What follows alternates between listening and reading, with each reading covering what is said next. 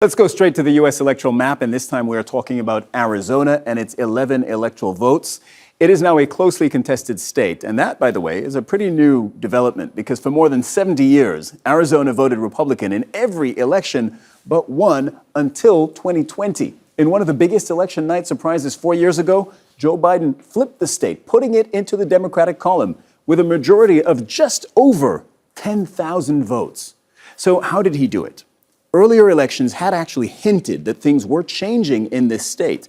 Trump carried Arizona in 2016, but by a smaller margin than Mitt Romney had in 2012. Pay attention to that pale red section there. Most of the attention is on Maricopa County, home to the state capital, Phoenix, and about 62% of Arizona's population lives there. Biden won by shifting it into his column by about 45,000 votes. He also needed a good showing here in Pima County, home to the state's second largest city, Tucson. It's a Democratic stronghold. Biden took nearly 60% of the vote in Pima. His big win in Pima balanced out other counties that are small, but where Trump wins by a margin of 2 or 3 to 1. Without Pima, Biden's narrow victory in Maricopa would not have counted for much.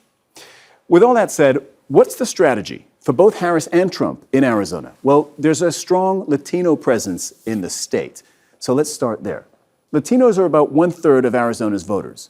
And this is how their party affiliation breaks down. They traditionally lean Democratic. But ahead of this year's election, polls have consistently shown that some Latinos, especially men, are moving towards Trump. Arizona is a border state, so immigration is a big issue right here, but people also care about all the same things that we see topping voters' lists nationwide. That is the cost of living, jobs, lack of affordable housing, healthcare, and crime. And remember what I said earlier about Biden running up the score in Pima County? Well, Trump will be trying to offset Pima with big wins in the rest of Arizona, and that includes turning out people who don't usually vote, so-called low-propensity voters. Given the razor-thin margin of victory 4 years ago, getting that vote out could be critical to winning Arizona.